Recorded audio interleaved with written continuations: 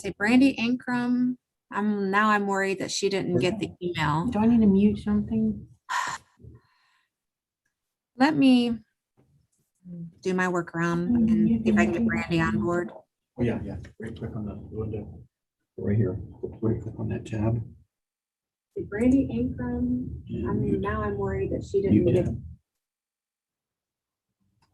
Can I minimize that? Wait, why did it mute?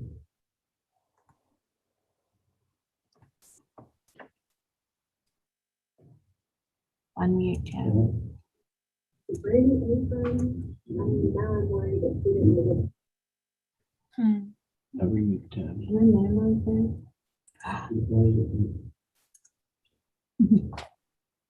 Veronica, do I still do this meeting or does Dave now? Or do we No, switch? this is your last hurrah of your 2-year tenure. Okay. He will start on July 1st. Okay. I'm sorry, we're having some technical difficulties. I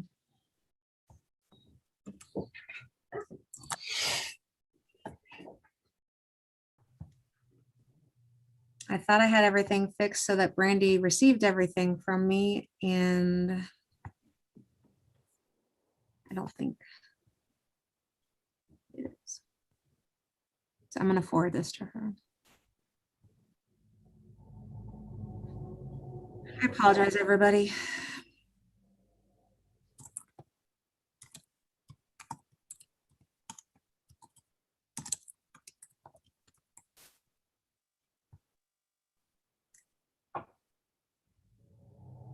So Brandy may hop on if she is able to get this email, but I would say this is where we're at today. With David Brand being a few minutes late, and if Brandy's able to get logged on. And good morning, everybody. Nice to see you remotely. It looks like we'll begin with the call to order, governing board member introductions. I think we all know each other, the small group this morning. Actually, we don't, because Lacey McCain from the city of New Philadelphia got a promotion. And so we have with us today, Jamie Bailey. Jamie took over for Lacey's position, so she'll be attending these meetings now. So I don't know if Jamie would be familiar with anyone. So if you'd like to introduce yourself to Jamie, that would be great.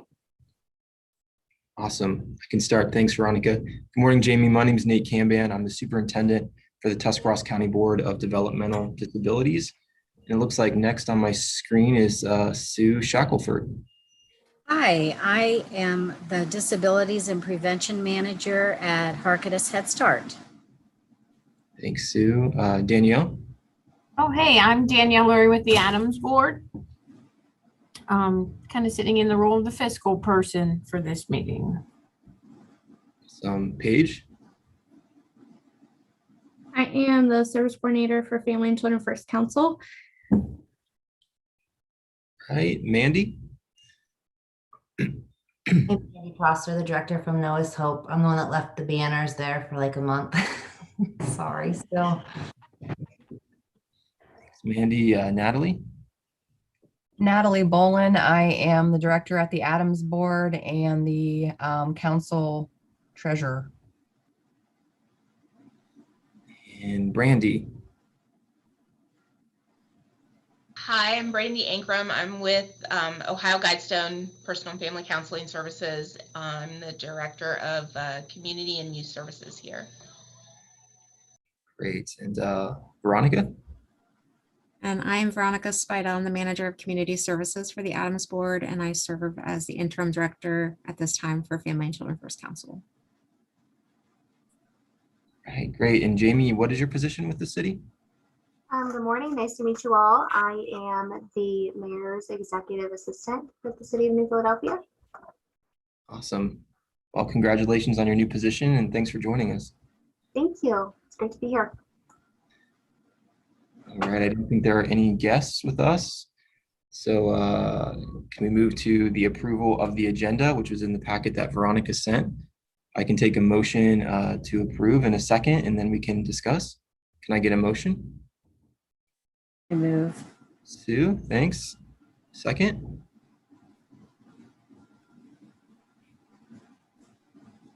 I'll second. This is Natalie. Thanks, Natalie. Veronica or Paige, any discussion on the agenda? No, I think the one that came out this morning is the most current one that we're going to go by today. So I think we're good to go. We'll just hit every point as we go along throughout the meeting. Awesome. If there's no other questions or discussion, all in favor signify by saying aye or raising your hand. Or yay, sorry. All right, any opposed? Any abstentions? All right, vote called, motion carried. Next, it looks like approval of meeting minutes from the April 8th, 2021 meeting. Those are pages 2 through 5 in your packet. So can I get a motion in a second, then we can discuss? Can I start with a motion?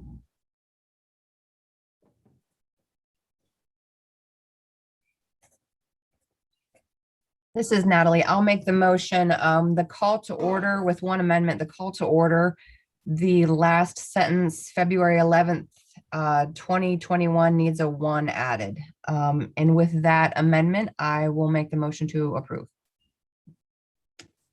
Thanks, Natalie. Second, please.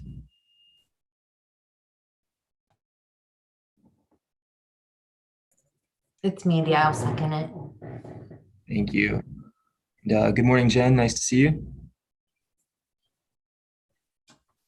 All right. Any further discussion on the meeting minutes from April 8th?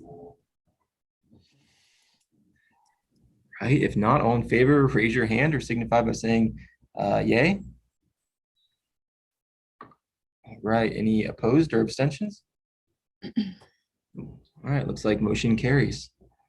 Item number 2, Budget Committee. Looks like the first item is the May and June 2021 list of bills on page 6. Can I get a motion in a second, and then we can turn it over to Danielle to discuss? Someone like to make the motion?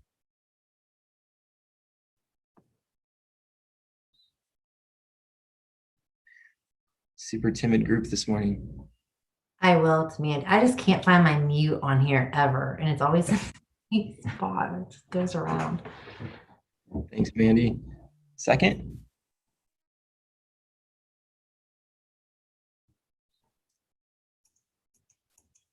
Jen? Awesome. All right, Danielle, would you mind discussing? Yeah, Natalie, did you want to chat or do you want me to? Go ahead. If there's anything that I was going to talk about that you don't, I will say it. Okay. I think we'll just, there was not a budget committee in advance of the meeting today. Had a last minute cancellation, so there was really not enough folks to discuss. So the bills here, they're highlighted. Well, they should have been highlighted. It looks like trying to see which ones are June and which ones are May. It looks like May is in blue and June is not. So it seems like a lot for this month, but just kind of catching up. It's the end of the fiscal year. Nothing out of the ordinary that I can see. Do you guys have any questions? Council manager, that's for Veronica's time. There was an extra week in one of the months. That's why they are not the same. Getting caught up on Help Me Grow. I would anticipate another large amount next month as well. MSY still going. Great job, Paige. And then the bottom 2 are for an individual that's in residential treatment. Did I say that correctly? Shared funding between council, DD, and JFS. Is that a fair statement? Anybody? Bueller? Sorry, I'm shaking my head, but yes, there are shared funding agreements amongst the various systems for youth that are actually at developmental centers,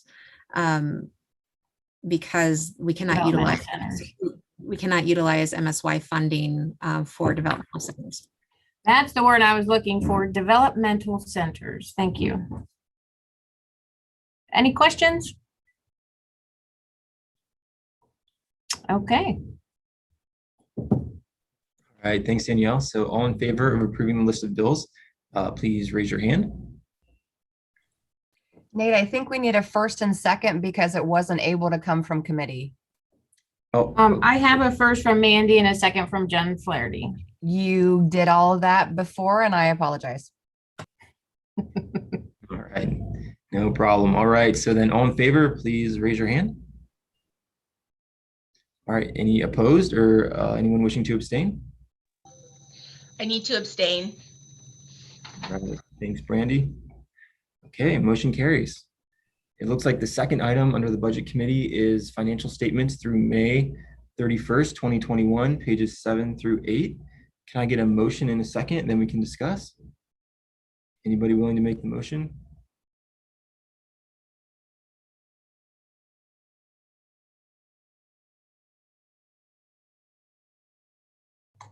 I will. It's Mandy. Thanks, Mandy. You need Second, Robin. Where is Robin? Robin's usually quick on it. Anybody willing to second? You'll get a free FCFC t-shirt. Jen for the win. Thanks, Jen. Okay, Natalie or Danielle, one of you guys want to take this one? Go ahead. Okay. First is the balance statement. It balanced. That's always a great sign. I feel like the revenue and expense report has a little bit more information that is understandable personally. So if you want to go to that page 8 in your packet, the revenues and expenses are separated out. We're getting there, being that it's May 31st. In theory, there's one more month in the fiscal year. However, a lot of times on the fiscal side, you know, you need another month to actually receive some of the revenues. So they should, you know, 100% means that we have all of that money. There were the money that we do get from CAC for victim advocacy. We got behind on that somehow, and it is caught up, but that payment was received. It hasn't been deposited yet. Well, it was deposited in June. This is through May 31st. So, so that one will catch up. What else? MSY funding. I mean, that one's, I guess it's hard to anticipate how much funding, you know, we're going to use. So we just kind of gave ourselves some room in the budget there. As far as the FCSS federal, that money always comes last. So I do anticipate that we will use that funding before the end of the fiscal year. As far as expenses, it looks like the salaries may go over, but they are offset by the that 20,000, 2 lines down, the admin charge to grants, that will offset it. So it'll look like we're over, but we are not. And that's about it, really, out of the ordinary. Do you have it? Did I miss anything, Natalie? I don't think so. It's a Unless lot. there's I questions. mean, if you're not used to sitting in the budget committee, that may have sounded a lot like rambling, jumble, mumble. So please feel free to ask questions. I don't want you guys to vote on something you're not comfortable with. Thanks, Danielle. Any questions from the group? All right, if not, all those in favor, please raise your hand. Anyone opposed or wishing to abstain? Abstain. All right, thanks, Brandy. All right, motion carries. It looks like next we have the fiscal year 2022 budget on page 9. Before we learn about that, will somebody please make a motion?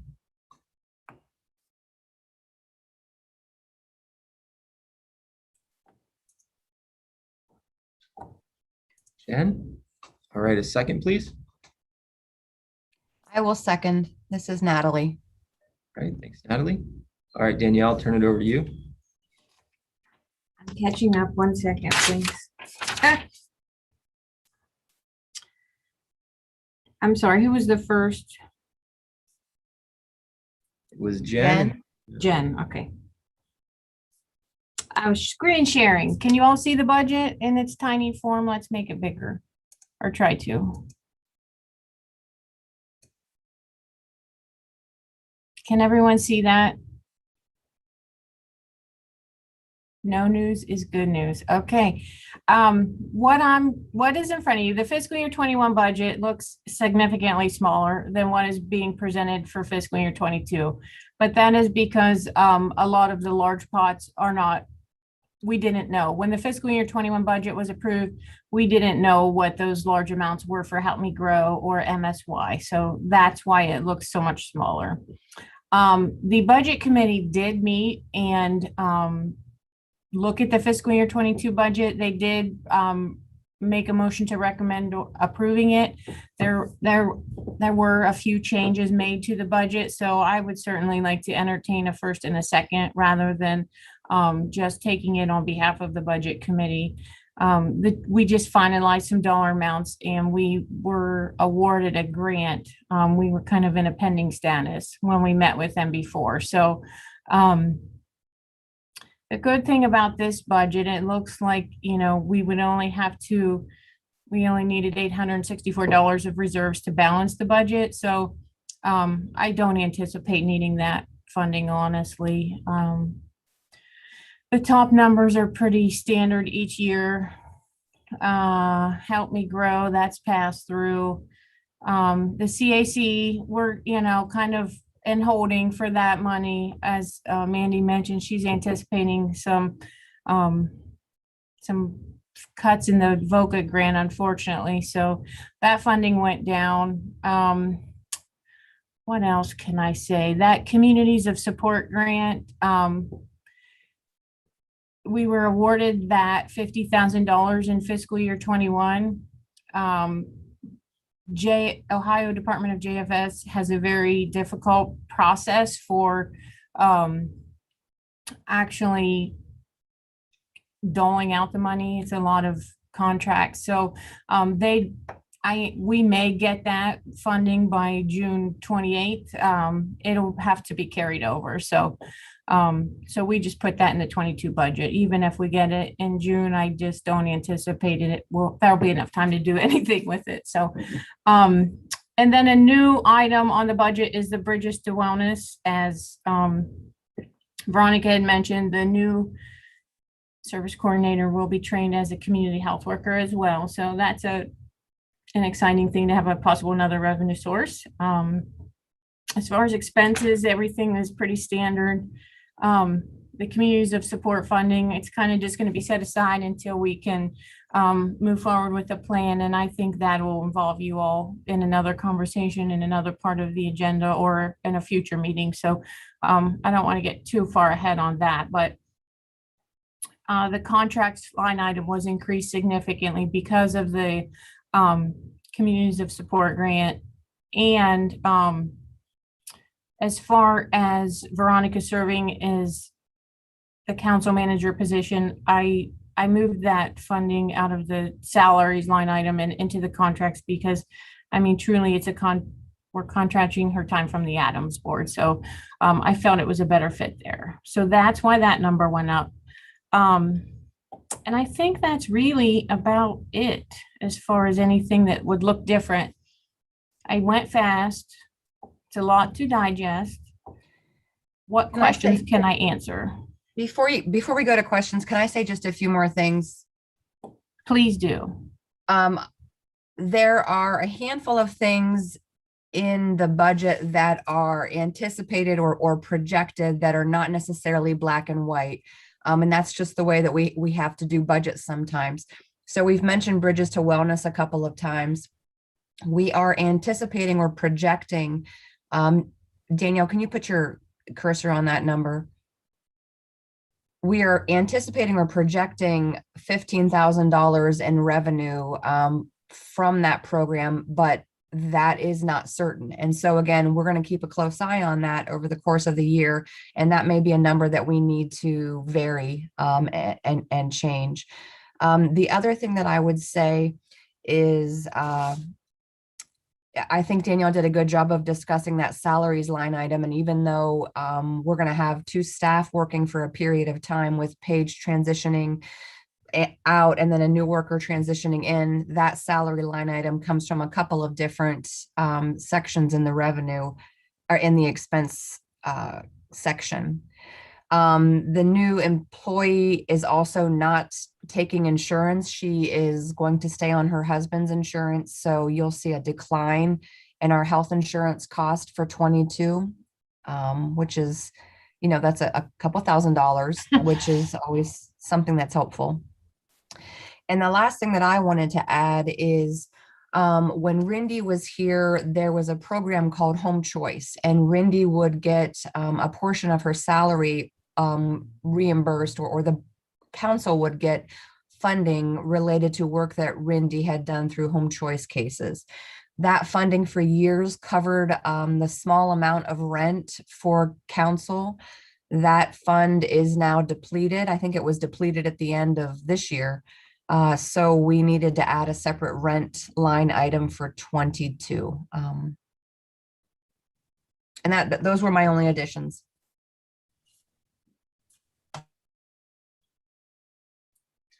All right, thanks, Natalie, Danielle. Any questions from the group on the proposed budget? All right, if not, can we take a vote? All in favor, please raise your hand. Anyone opposed or wishing to abstain? Brandy? Abstain. All right, then it looks like the motion carries. Thank you. Next, just discussion only. Looks like we have the 2019 and 2020 audit. That be you, Danielle? Oh, yes. I just want to let everyone know that the audit is started for, it takes place every 2 years. So they're looking at calendar year 19 and calendar year 20. It usually gets kicked off a little sooner than this, but I mean, I think just with being out of the office in the pandemic, everyone's still playing catch up. So they have all of the initial information they need to get started. I would anticipate hearing back from them next week regarding additional requests for information. But being that this is my first time kind of walking through this audit, I don't know that who all they will reach out to. They are given a list of governing board members, so I wanted you all to be aware that the audit is taking place. They may or may not reach out to you, but in the event they do, I didn't want you to be surprised. That is all. Thanks, Danielle. Appreciate it. Next, we have just a discussion item, communities of support grant on page 10. Is that you, Veronica? Sure, I'm gonna start it, and then I'm sure maybe somebody else will have enough things to add.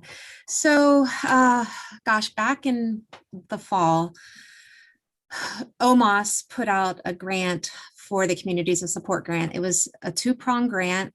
One was to continue to work on our collaboration as a community to serve the complex needs of multi-systems youth children and their families. And then the second prong was very specific, that it had to address plans of safe care and the child and adolescent needs assessment called CANS, and the discharge planning that is needed for 6 months after a child would come out of the quality residential treatment programs, QRTPs. All of this was coming out of the CARES Act, as well as the Family First Prevention Services Act. I will tell you, as of probably March, because of how difficult the grant application was and the ambiguity of the grant, there had not been a Family and Children First Council that had applied for it. I started working on it. I started gathering letters of support, and I've been attending a lot of meetings about it, but we just weren't moving forward. Well, then we were notified that the Ohio Family and Children First Council, who was under the umbrella of OMOS, was now going to be under the umbrella of Ohio Department of Job and Family Services. And that's going to be effective July 1st. When they realized this pot of money was not, and this was a collaborative pot of money with ODJFS, but it was not being applied for, they had another meeting in April that Danielle attended, and they were streamlining the process of application, basically said, get your applications in. If you get it in, you're going to get the money. So Danielle and I worked that last week of April, got the application in and waited. And so we waited for about, oh gosh, what, 3 or 4 weeks. And then we were notified that we were going to receive $10,000 for prong 1, and that is a one-time award. And then we received $40,000 for prong 2. We are considered a medium-sized county, and that is why we got $40,000. Smaller counties received $30,000. Larger counties received $50,000. So prong 2 is something that we will be able to apply for again in fiscal year 22 and fiscal year 23. We received our award letter. Gosh, was that just yesterday or the day before? And we did put it in your packet. It's on page 10 so that you can see that we've officially received the award letter.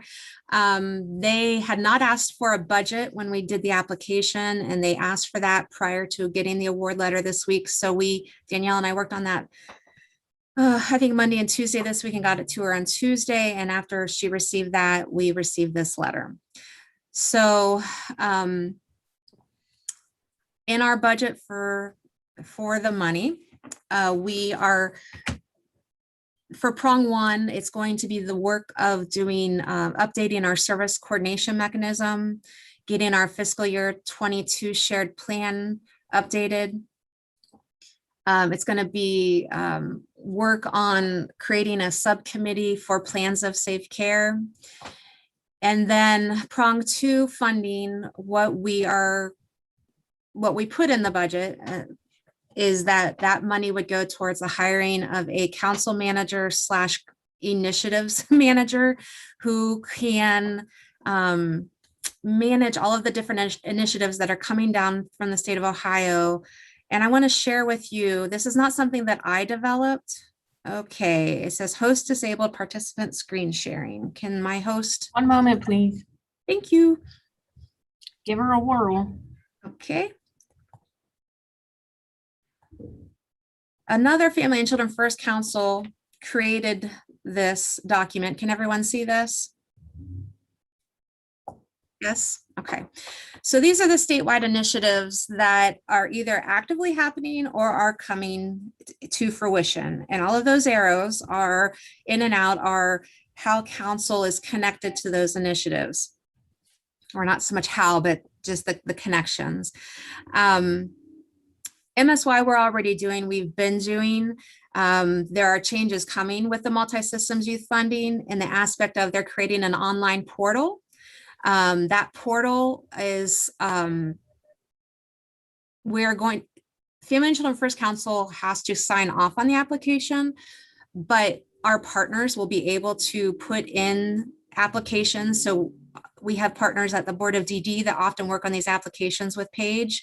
They could input information into the application. Our JFS partners, our court partners who also have collaborated with us, they're going to have someone identified in their organizations that could have a login to the portal to be able to access that. Ohio Rise is a new managed care that's coming to the state of Ohio in January. And how that is impacting councils is they're going to be providing wraparound and service coordination to medium to high risk youth, multi-systems youth who meet a certain eligibility requirement. The ones that don't have Medicaid that might be able to get a waiver. There will be a certain amount that could go towards a child who might need residential through Ohio Rise.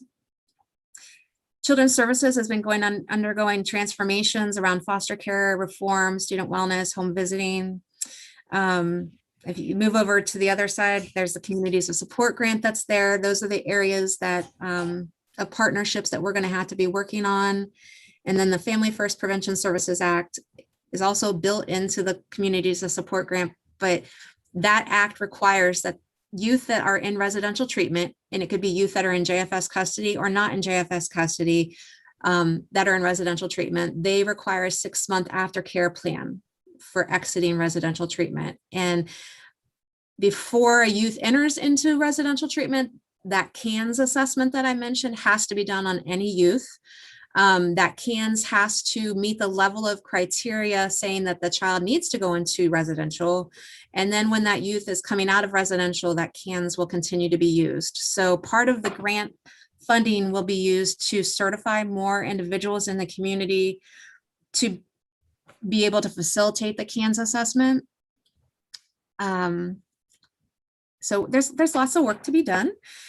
And I just wanted to give you a visual picture of why I sometimes feel like I don't know what's going on right now with council, because there's a lot of state meetings and initiatives that are happening, and we still don't know all the puzzle pieces of how all of this is going to fit together for us as a community. I know before I've talked about, I've invited some of you to meetings about how do we increase our capacity for wraparound in our community. And we've been invited to other meetings about Ohio Rise and how wraparound impacts that. From the state level, we don't know yet how that's going to impact councils. We know there's going to be ripple effects, but we just still have not been told what that's going to all look like. So there's a lot of things to come that I will update you as I learn them. But as I receive things like this, I want to share them with you, because although I think as a community, we consider council kind of its own organization, but really council is all of your organizations pulled around one table to meet the needs of youth and families. And so it's not just me or my administrative agent that has to understand how all of this is impacting our community. I need all of you as partners to understand how council is being affected by the changes at the state level. And I need your help at times. And so you'll get the emails from me to say, can you attend this meeting about wraparound, or can you attend this meeting about the grant or MSY or whatever, because we all need to be on the same page about how this all works together and how it impacts council's ability to do work. There's a lot of work to be done. And right now, there's Paige and I, and we're going to have to increase our capacity. And what that looks like for our community, we're going to have to figure that out as we move along. Natalie, I don't know if there's anything else you want to say about any of this. Like I said, I did share this page with you, so you had it in your packet to be able to refer back to. I did want to say more. Thanks, Veronica. So I asked Veronica to share that chart because when I saw it, that explained a lot of what was happening here at the board. I feel like the state has kind of ignored council or just kind of let it move forward for years on its own. And now every initiative that they can think of that's connected to kids is getting connected to council. We have carved out as the board and as an administrative agent a chunk of Veronica's time and a chunk of Danielle's time. And it is just getting to the point where they are spread incredibly thin. As we discussed, state council is moving under the umbrella of state JFS. And I have to be honest with you, for a moment we discussed, is it appropriate for us to look at a transition to JFS? Because some of the requirements are under JFS's electronic system. Our staff has a huge commitment to council and decided that we didn't want to go in that direction. We wanted to keep chipping away, and we are going to have to look at hiring a council manager because it's just too much. So what I want to say to you as our governing board, and we'll continue to need to have this discussion in August and then in October, is we're really going to give this a try for the course of the next 2 years and this community support grant. And I know that Veronica is going to do everything she needs to do to get council's requirements met related to that very big chart that she just shared. But we want to have an open discussion with you over the course of the next 2 years about whether we can continue to manage it with our staff of, our staff of 2, or if we need to, or if we can't, and we need to look at transitioning. So I know this is a 2-year plan. I just didn't want to drop a surprise on you at the end of 2 years. And we will take any questions or feedback that you have to give.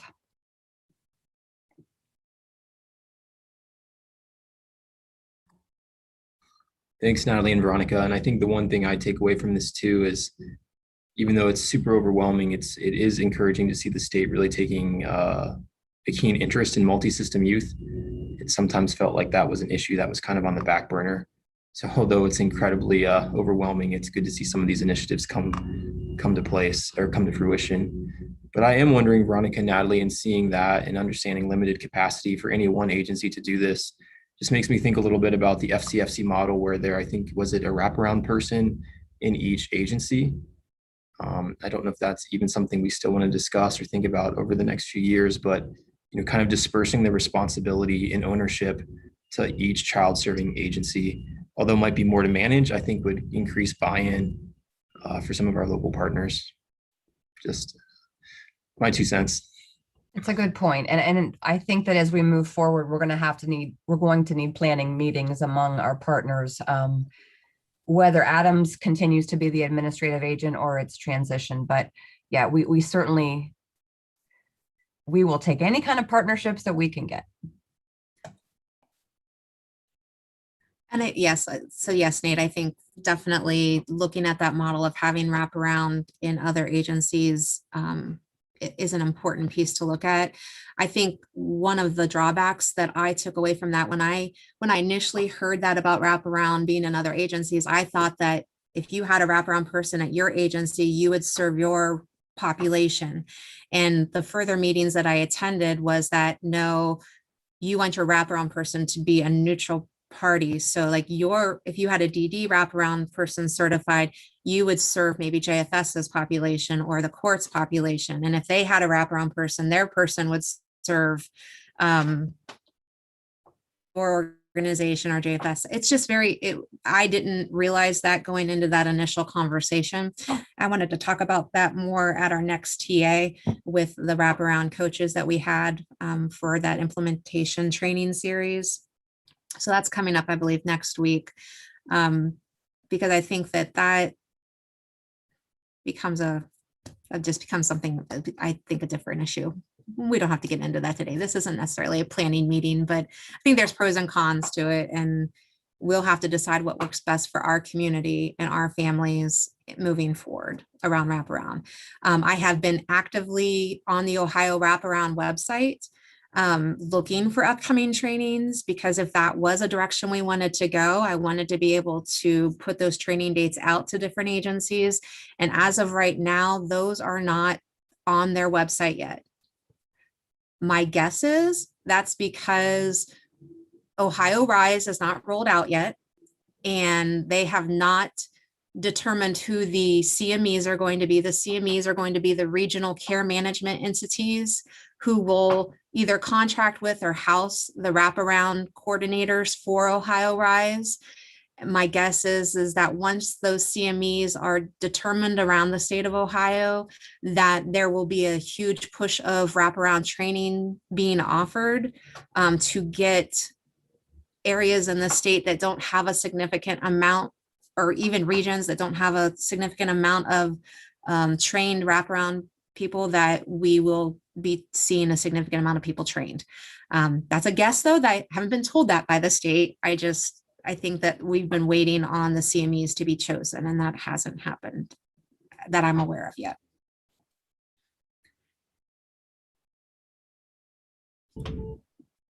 All right, thanks Natalie and Veronica for that discussion. And I'm sure all of us around the table are willing to help over the next few years to do what we can so that this isn't just on you guys, that it's as a community, we support this organization and everything that is changing. Natalie, did you have anything else to bring up under this topic? Nope, covered it. Okay. All right, item number 3, governing board business of the day. It looks like vice chair nominations for fiscal year 2022, Mandy Prosser. Do we need to take any action on that, or are we good to? I do. I need that voted on today. I need a motion and a second for that. Awesome. Can I get a motion to approve Mandy to be the vice chair?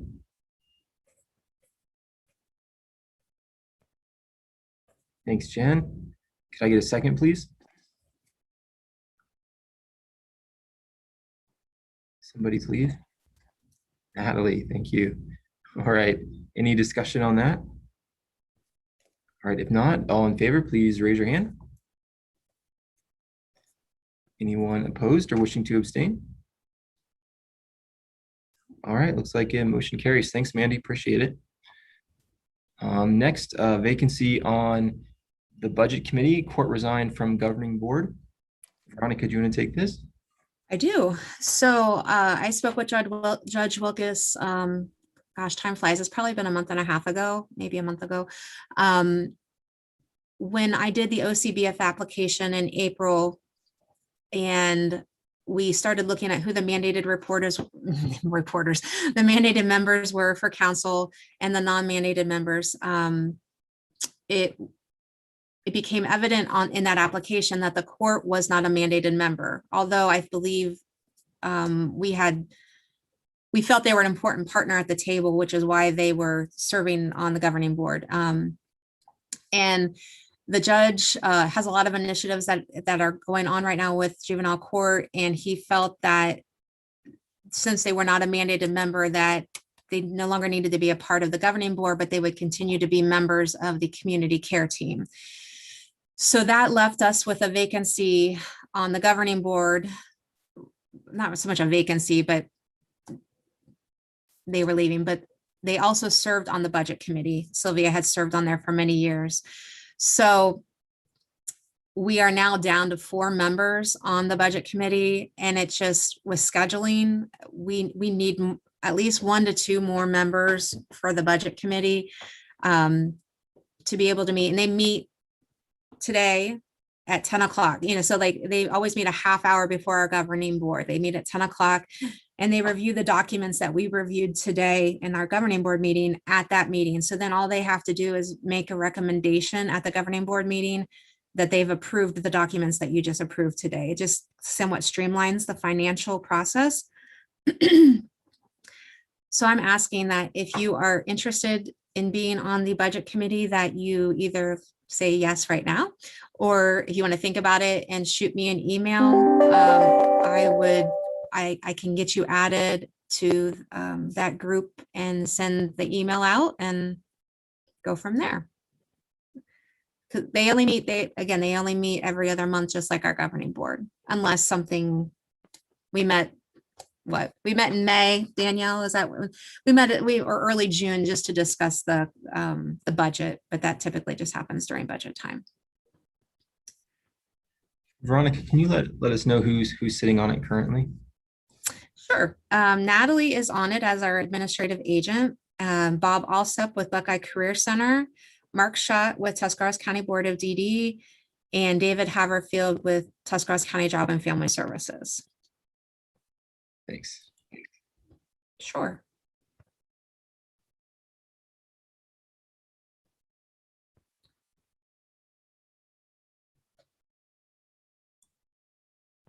All right, so if anyone's interested in helping in that capacity, please let Veronica know. It looks like next we have FCFC statewide initiatives diagram, page 11. And honestly, that was what I went over when we discussed the communities of support grants. So we can somewhat skip that number C, letter C. And then next, D, new hire, July 1st, 2021 start date. I just wanted to I don't think when we met back in April, we had done the hire yet. We interviewed a couple of people, and we have hired Christy Oddie. Christy was the community navigator for the Tuscarawas County Health Department. She will be starting with us as of July 1st, 2021, and will be trained in shadowing Paige and getting trained as a community health worker. That training starts through August and September. So we are gonna get her up and running with MSY applications and FCSS funding and service coordination. And again, we're kind of at the mercy of when the state offers the wraparound training, because that is the training that Paige went through for service coordination. It's not required for the service coordination, for a service coordinator to have that, but we believe that it is a great foundation to have to be able to lead team meetings. So as soon as that training opens up, we'll get her into that. I know Mandy wants to get her into victims advocacy training. It's just, there's some scheduling conflicts for the one that's upcoming, but we'll get her trained as we go. So we'll train in-house and then we'll train outside of the house when that becomes available. Great, thanks, Veronica. Looks like last in this section, council website. Yes, I'm so excited to show you if I can figure out how to get to it.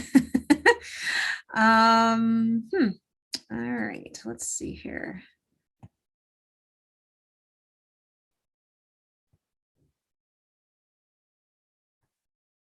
So this has been a long time coming. Why won't it show up here? Here we go. So I'm just gonna, this is the new council website. We haven't put it live yet, but can everybody see that?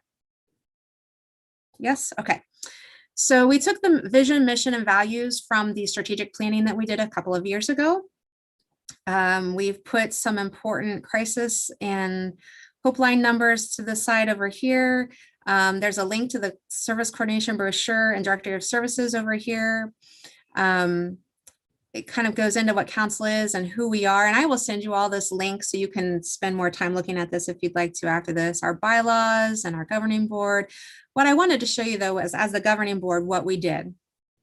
We listed all the governing board members, mandated and non-mandated. And what we've done is listed who attends our meetings, and then we've linked your logo to your websites. So they'll be able to just go to your website straight from our website. We've got Help Me Grow linked. That's just one place, but all of them are linked over. We're running into one issue, which Laura's not on here today, with COAD's. COAD's webs must be having some problems with their website, but we like there's board of DDs. So I'm excited about that. I think that will help families that, if they know that if you're on our governing board and they're looking for one of your services, if they don't know your website's webpage address, they can just go right there from that. We've listed our community care team partners that come to our meetings. Then what we've done is service coordination. So we are mandated to do service coordination 0 to 21. We have it broke up by 0 to 3 and then 3 to 21. We have them then, like if you do the 0 to 3, he has Josh All from Next Level is who helped us with this website. And so we drive them to all the Help Me Grow information and the Help Me Grow early intervention and home visiting narratives and links. Then for 0 or 3 to 21, if I can get it to go. Then that drives us to Paige's service coordination, how to make a referral. Because the CANS is becoming such a big portion of what multi-systems youth and what their families are going to have to answer, we've put that information on here, and what information we need for referrals and what families might be asked and different things like that.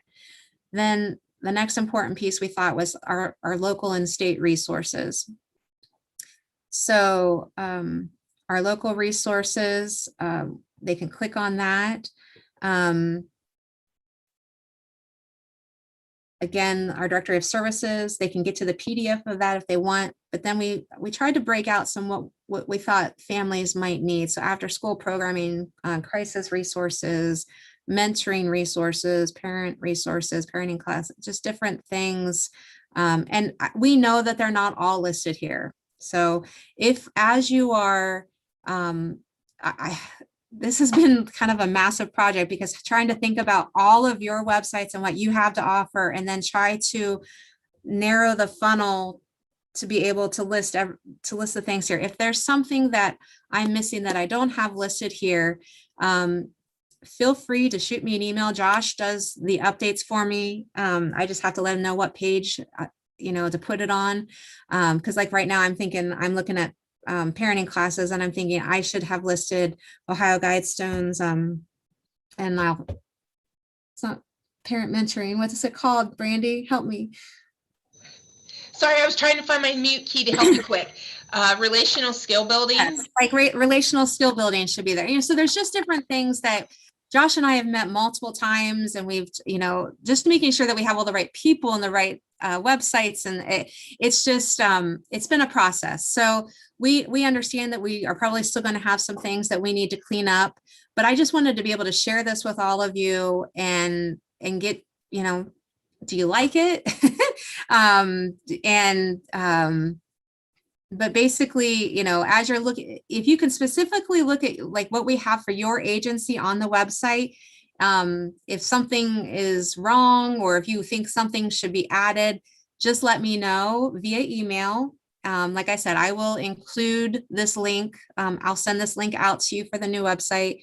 And again, it's not live yet, but you'll be able to get to it, because he doesn't have I don't know all the technical terms, the web hosting all worked out yet, but so that's why the website address looks like that right now. But I'll send at least this out, and he even cleaned things up for me real quick even before this meeting this morning. So I just wanted to share that with you guys. So, and then if they want to contact council, we've got it at the top, but we've also got a specific page with my information. They can send us emails, phone numbers, our addresses. So I got to say, it's better than what we have. Yay. It's the little things I get excited about, guys. Just work with me here. So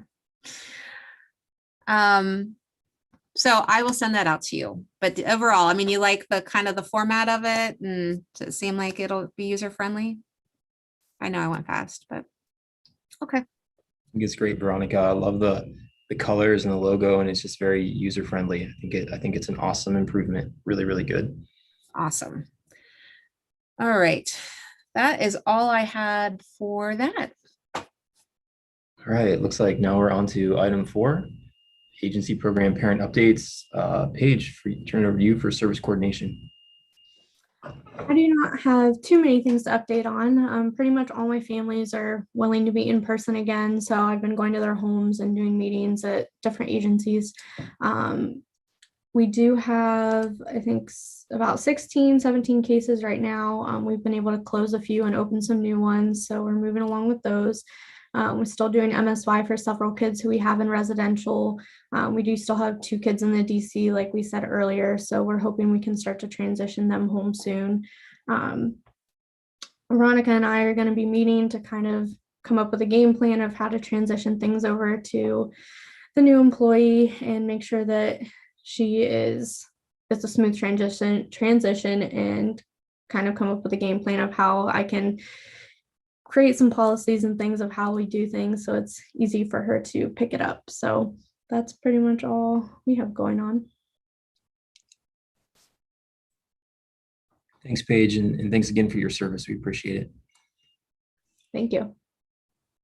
All right. Anyone have any pertinent updates to share with the group from your agency or group that you represent?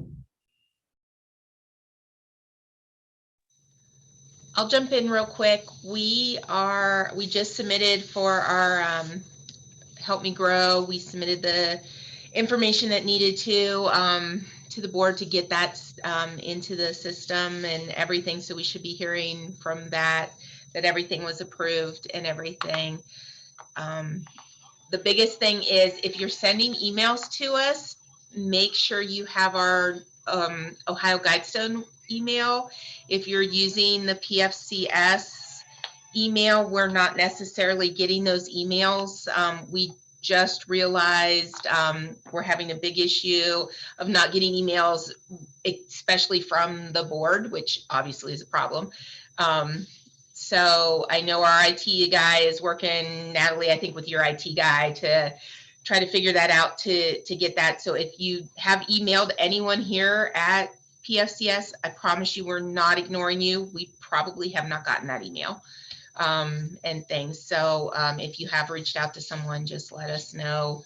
You might need to call us to touch base with us till we figure out why the emails aren't working. So I have a question for you about that. Did you get my email from my Adams board address, or was it from me forwarding it from my private? Private. That's how I got yours today, because I was trying to find, I look back, Veronica, I haven't gotten an email from your Adams board since I think it was like April. All right. Yeah, I'm it glad- was odd. Yeah, well, we thought we had it corrected. I did meet with the, yeah, so we'll keep working on it. So, Okay. Yep. Nope. I did get it today, but it is from your personal. I think that's been how I've been getting yours last couple. and things. So, yep. I saw in the chat box, Mandy had to leave for another meeting. She just wanted to give an update about their numbers continue to increase. So from January 1st to June 9th, they've had 74 interviews and 20 of those which are not JFS involved. So it's a busy time. I know that Mandy, with the Hervoca grant decrease, she's the only one at the center right now. I mean, Paige is helping with our contract. I know Nicole John is one of the other forensic interviewers, and I'm probably missing one of them, aren't I, Paige? But as of someone, being employed by the CAC right now, Mandy is the only employee.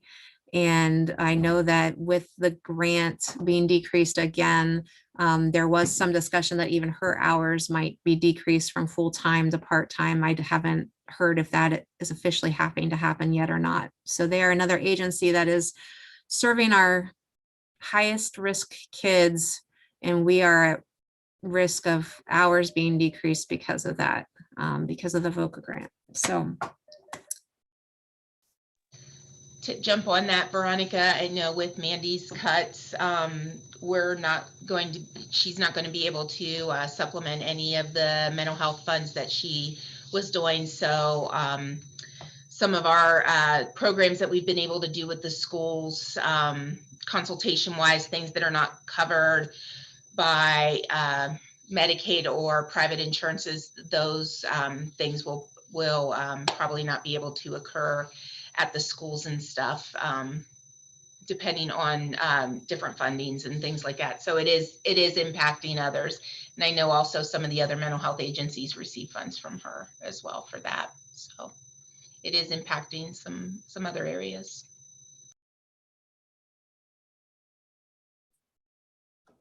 All right, anybody else pertinent updates for the group from your agency or group? Share quickly from the board of DD. Thanks to Brandy and Pam Trimmer, we've recently begun a new project with them where we're doing in-home behavioral support for kids who are involved in the DD system. As you guys know, we changed our school model to focus on behavioral support in the school, but we were quickly noticing there needed to be more support in the home after school to kind of tie in what we were learning was successful in the school environment with the families at home. So Kimberly Jacobs from Ohio Guidestone is under contract with us at the Board of DD to do those kind of in-home supports. We've often worked with Susan Bloom, and Susan is here 2 days a week, and we just realized we needed more of that type of support in the community. If you know any families who would benefit from that type of behavioral work, parent coaching, anything like that, just have the family contact their SSA or case manager at the Board of DD to get that going. But that's all I have.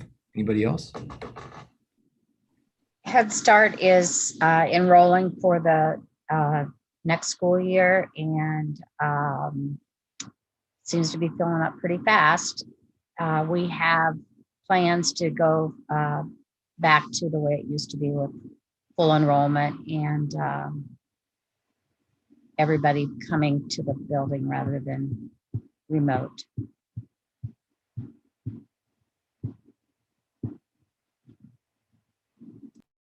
Thanks, Sue. All right, if there's nobody else, could we move on to the next item, new business? The next governing board meeting is August 12th at 10:30. And if I'm reading this right, at that meeting, we'll approve the fiscal year 2022 shared plan. Yes, sir. All right. Well, then can I take a motion to adjourn this meeting? Before we adjourn, I just want to let you all know this will be Nate's last meeting where he's chairing council. And there have been so many things that have happened over the course of the prior 2 years that required an intensive amount of energy and work and outreach that we as an administrative executive portion of council just managed. And Nate has always been available. He's always gone above and beyond and diving into his connections and his resources to help council. Nate has led some of the charges and continued to lead through Ohio Rise. Nate's kept us on our toes, making sure that we were doing everything we could do connected to council and its growth. So David, you have some big shoes to fill. And I just, as a council and as an administrative agent, he has really been just a tremendous chair over the past 2 years. And I want to tell you how much I appreciate what you've done.